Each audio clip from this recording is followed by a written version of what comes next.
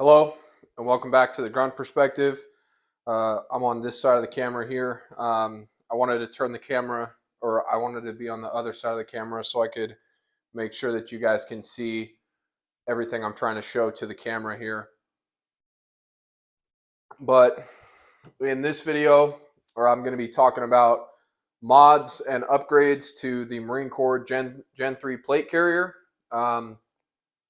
I've been using this plate carrier for a couple of years. It's a very weird plate carrier with a lot of features that at first glance may seem cool. To talk a little bit about it, it is a one-stop shop kind of solution for everyone in the Marine Corps that needs body armor. It can be worn in a couple configurations, one of which through the training video is called the tactical configuration, which is what most grunts use. There's a low pro configuration, which is this guy. And then there's even a LBV configuration where you put your plates and your soft armor inside of your low pro, and then you take some pieces from the tactical configuration and you make it into like a chest rig LBE kind of thing. No one does that. It's weird. I've never actually seen anyone set their plate carrier up in that fashion. So I'm not going to talk about that. I'm just going to talk about the tactical configuration because that is what most infantrymen are using. I think that the tactical configuration, as they call it, is the best kind of setup that you could use if you're an infantryman. It offers the most amount of features, the most amount of, to say a couple buzzwords, modularity and scalability, I guess. But it does have a lot of features, and I'm using almost all of them in the tactical configuration. But first, we'll talk about a couple of the problems that the plate carrier has, the common problems. The number one is bulk. Because it has so many features, it's very bulky. Like this inner plate carrier is meant to be inside of the outer plate carrier all the time. And you can see that this has padding, and like you can actually put a hard plate inside of this. This normally just contains your soft armor, but you can put a hard plate inside of this too. And basically it's like a nesting doll.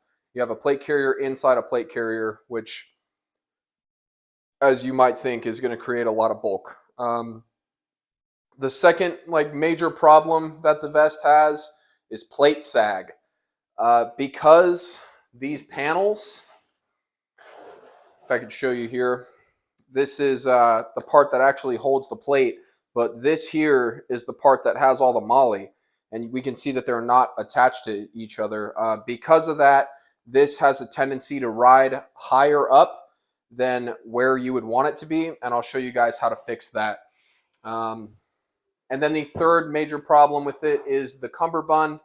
The cummerbund itself is not that bad, but it doesn't have any stretch to it. It's a rigid cummerbund with no internal built room to stretch, so you can take a full breath and move and bend over and things like that. And the secondary problem with it is you lose a lot of space with the first spear tube on the issued cummerbund. Just because the tube is here, and then there's about an inch of unusable space with no molly, and then your molly starts right about here, and that already would start to get up inside your armpit. I don't have all the pieces to show you here today, just because a lot of them are in storage because I haven't used them for years. But if you are issued a Gen 3 plate carrier, you're going to know what I'm talking about. So what I'm going to do here is I'm going to go through the modifications that I have done to fix those three problems. I'm not going to do like a tutorial. I'm not going to take apart everything that I've done just to do it on camera. One, because that's a lot of work. I've already taken all the pouches off and stuff so you guys can see. And two, because once you see it and you see how I've done it, it's going to be very easy. Like you're going to know exactly what to do, and I'm going to explain it to you as well. But with all that out of the way, we'll get started here. All right, so things that you're going to need: 550 cord on a little spool. If you like, I got that from a Venture Surplus. Some shears or a knife to cut the 550 cord, and a lighter. I got a white lighter because I like to risk it apparently. But those are the three things that you're going to need. And all of the modifications that I'm making to this vest are non-permanent and non-destructive. So you can use this for your 4, 8, or 20 years, however long you're in the Marine Corps, and then you can turn it back in and no one's going to know because you didn't cut, sew, or add any weird stuff to the plate carrier. So all of the original function can be maintained, but it'll just be improved.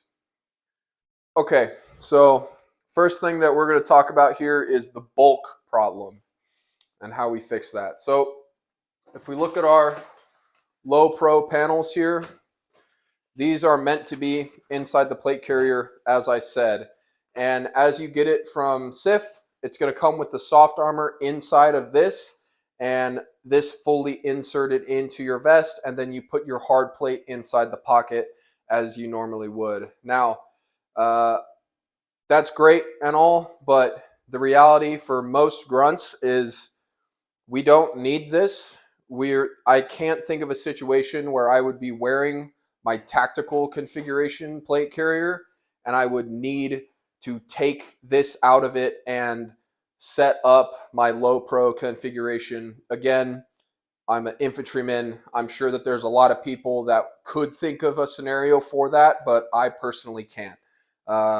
So what you're going to do here is you're going to open up both of these on the bottom. This is where your soft armor would be. You can see that mine's not in there. You're going to take that out of the back and the front. And once you take that out, you're going to insert the soft armor into your tactical outer bag, front and rear. And then from there, you can put your hard plate inside of the respective pocket in the bag. So now our plate carrier has soft and hard armor in it, as is required. So now we're going to take care of some of the bulk.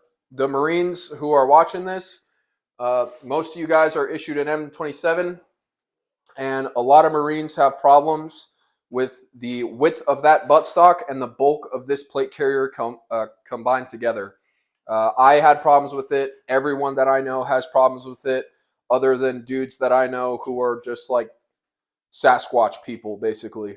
But most large to, a regular sized person to a large person is going to have problems with that. Like I'm a big guy. I've got broad shoulders, but this is still a problem for me. So it's a problem for everyone, essentially. So what you're going to do to fix that is called the 550 cord mod.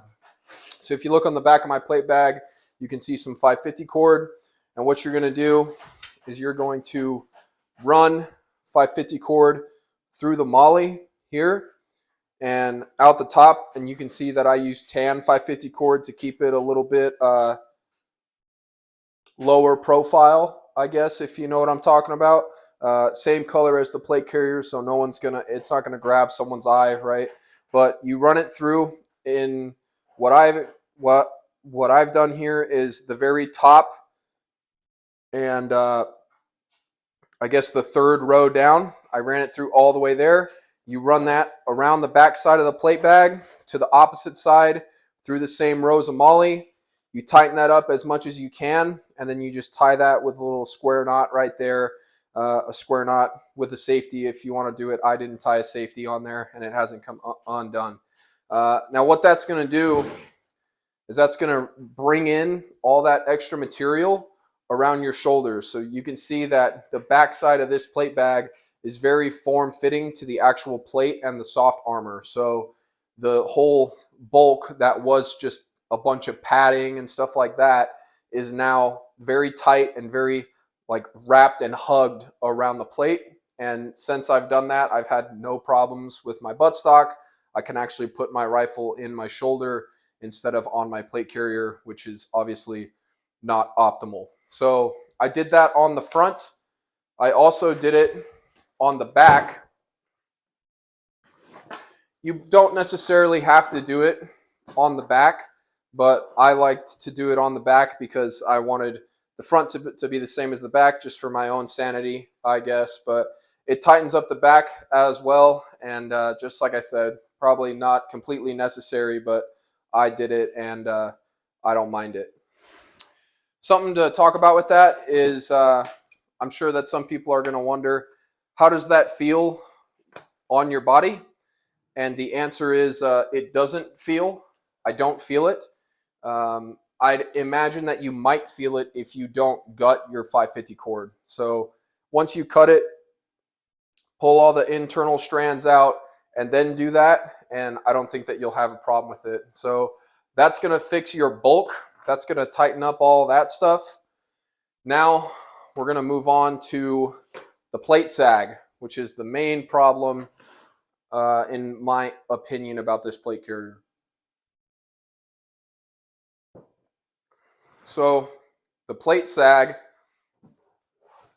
what normally happens is right here on the top of the plate panel, because these aren't one piece, this outer piece will ride up about 2 inches or say, and it'll be up like that.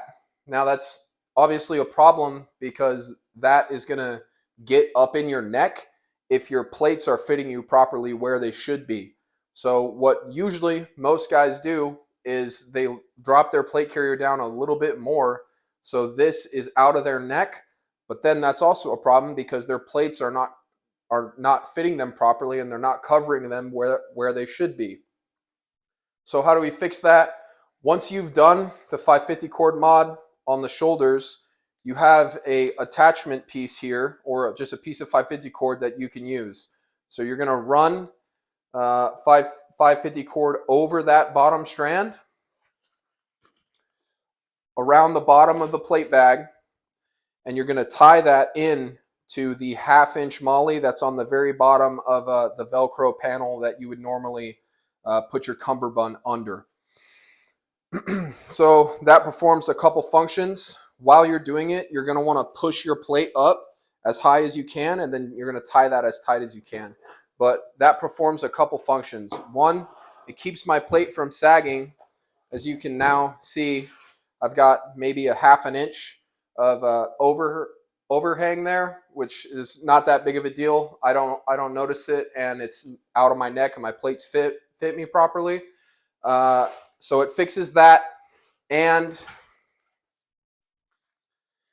if you've ever broken a zipper, I'm sure that a lot of Marines who are watching this right now have dealt with a broken zipper.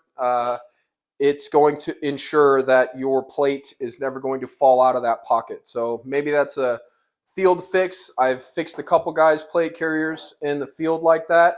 But these zippers are really they're not very high quality. And the more that you use them, the more that they tend to blow out, especially when you're dealing with plate sag where the plate is actually like resting on this zipper right there if it's not inserted in the right pouch. So it's kind of only a matter of time until that zipper fails. So this prevents that, and it makes your plate sit where it's supposed to sit on your body. So I've done that to the front and the back. As you can see, on the back side, I just went from one of the 550 cord strands, and I just went, kind of hard to see because I have the cummerbund there, but through the molly over, and I tied a square knot right there underneath the cummerbund. So that fixes the plate sag, but we still have a couple problems because as we took out our our low pro carrier, we lost all of the padding for our shoulders. These are inserted all the way up to the front of the front plate bag, and they're meant to be, your shoulder padding. So what you can do, you can get some shoulder pads to fix that, but what you're going to want to do prior to that is you're going to want to tuck all of that extra material. It's just going to be like a loose sock, essentially, of webbing. So you're going to tuck all of that down, and you should do this before you do the 550 cord stuff. But you tuck all of that in, and it's helpful to unzip the bottom, reach up in there, and pull it down. And you're going to want that, all that extra material, to be on the back side of your rear plate. So you reach up, pull all that down, you get it nice and flat, and then you insert your plate, you make sure it's all nice and flat, and then now you just have the webbing strap that's hanging out of the bag right there. So you do that on the back. You do that on the front as well. Even though they're a lot shorter on the front, you just stuff all of that extra material down in between your tactical like MOLLE panel here and your plate bag. Another thing that I've done is there's these stiffened like portions. It's gonna be hard to get out.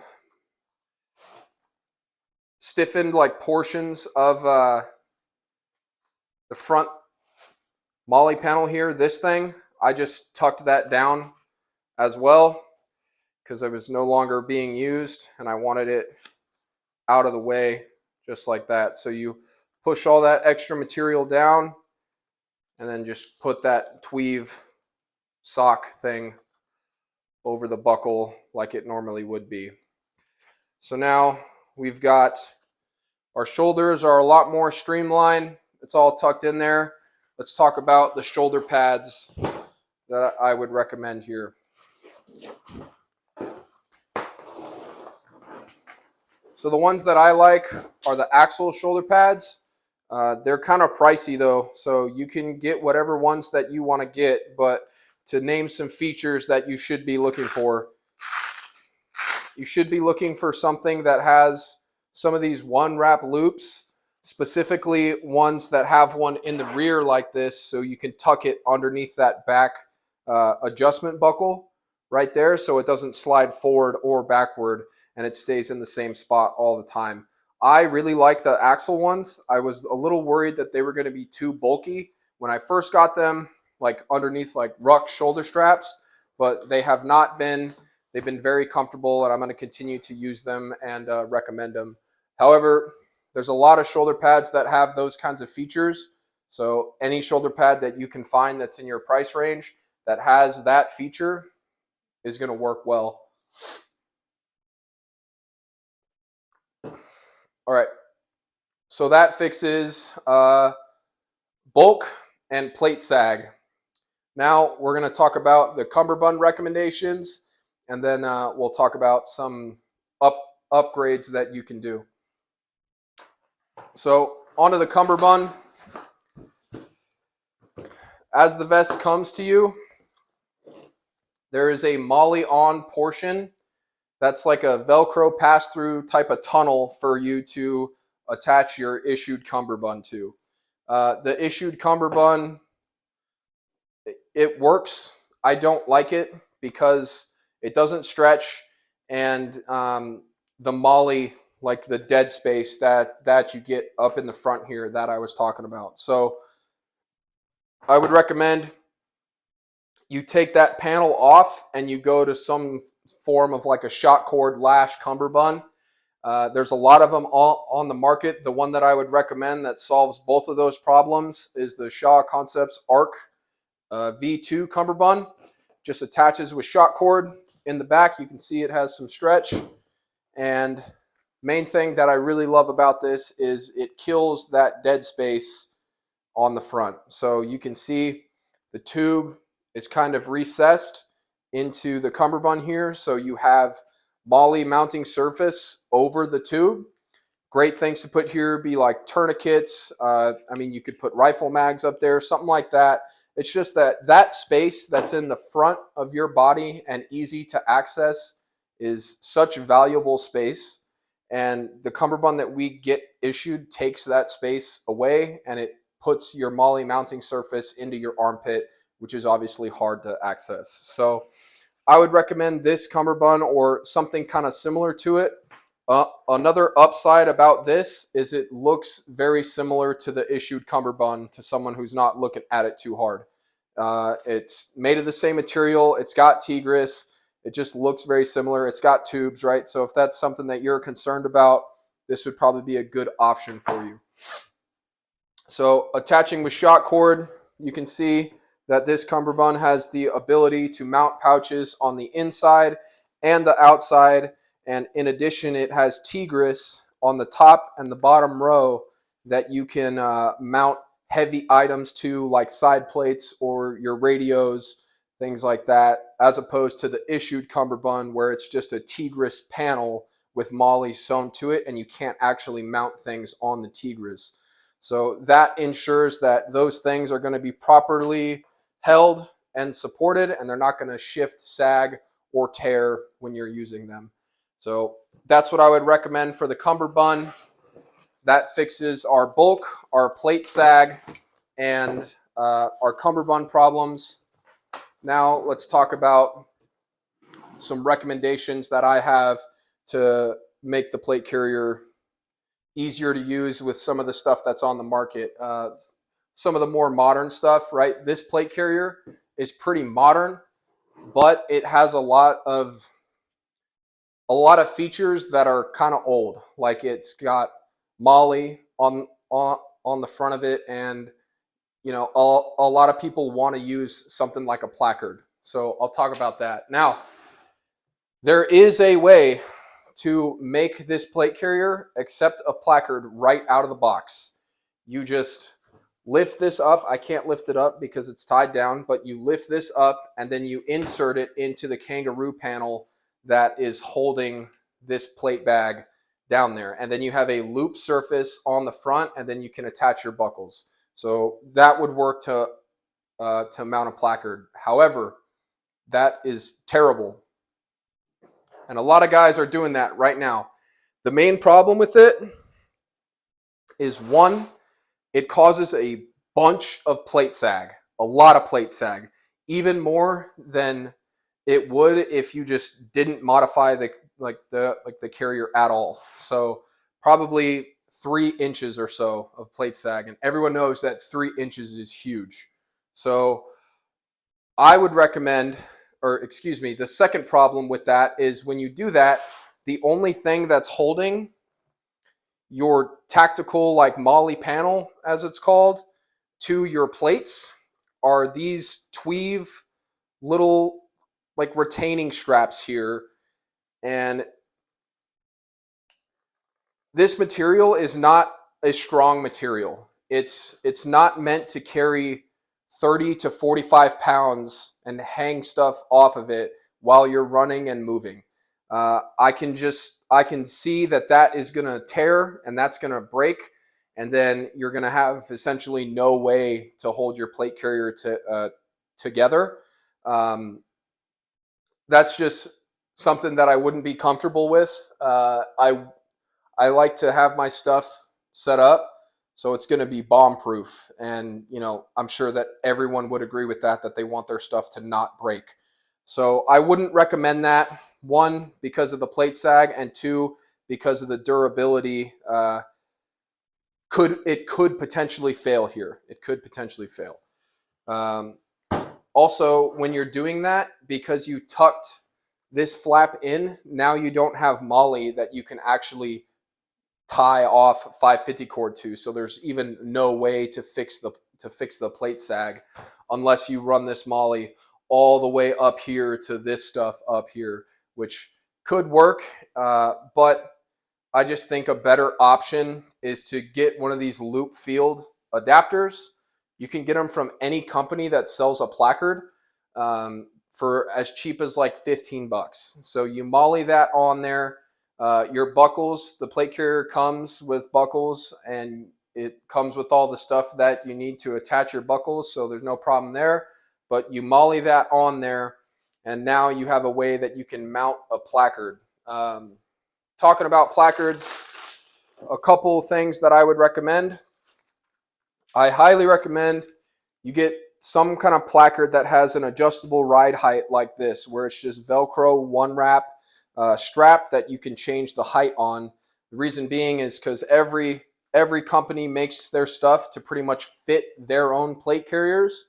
And, you know, why wouldn't you? But when you have to use this or a issued piece of equipment, the specs might be a little bit different. So it might cause your placard to sit high, sit low, or something like that. So you get something that has a little bit of adjustability to it, and you can get it to sit wherever you want. In addition, I would recommend you get a placard that has tubes attachment directly to the placard. What that does for you is it ensures that, one, your placard is never going to lift up.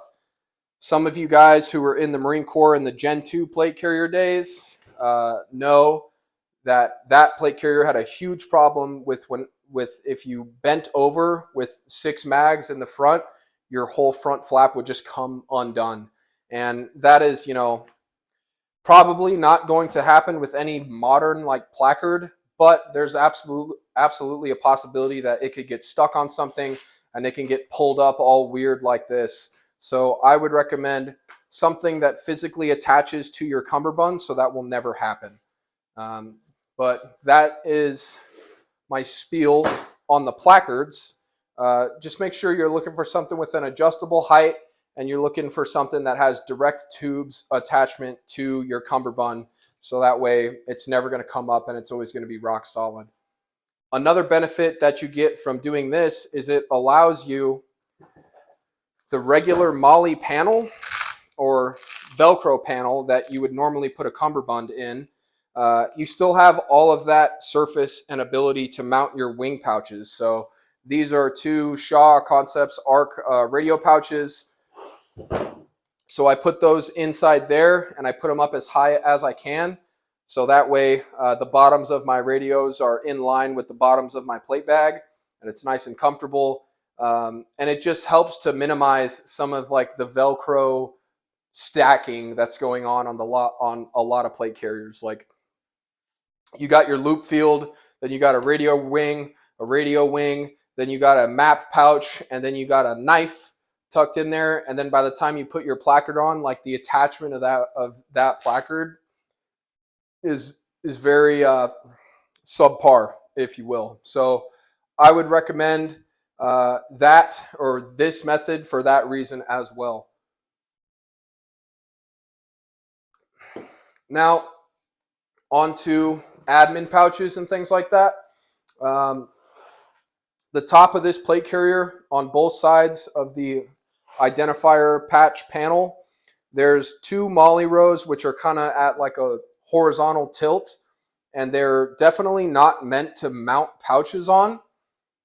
The top row of MOLLE on this plate carrier is right there, but if you mount things there, it's going to be kind of low, and it would depend on what kind of placard you're using or what kind of pouch you're using, but that could get in the way, especially if you have a lot of stuff inside this, like I do. I have a ATAC, I have air panels and things like that inside of this. So what I would recommend, and what a lot of guys do, is they mount their pouch up on this kind of horizontal slit, and then they just route it like normal, and it's bunched up a little bit. It's definitely out of spec MOLLE, and it's not meant to do that with, but it hasn't failed. A lot of guys are doing this, and it just brings it up a little bit higher, and then it makes sure that it's out of the way of your magazines. That's a good thing, and I would recommend you look for a pouch that has some sort of a sloping feature like this one does, to make sure that your magazines are even more clear. This is a Shaw Concepts ARC admin pouch. So that would be the front. All the recommendations that I would have, and I'll talk about this for a second. This isn't really that important, but what I've opted to do here is run one of the MOLLE danglers from a Spiritus in their TAPS upgrade kit. They sell it by itself now, so I picked it up and I run that in the MOLLE on the front of the plate carrier, so that way I don't have, again, the Velcro, like the stacking thing that's going on. But yes, that's what I do, and I would I would recommend you do this kind of similar setup. Onto the back.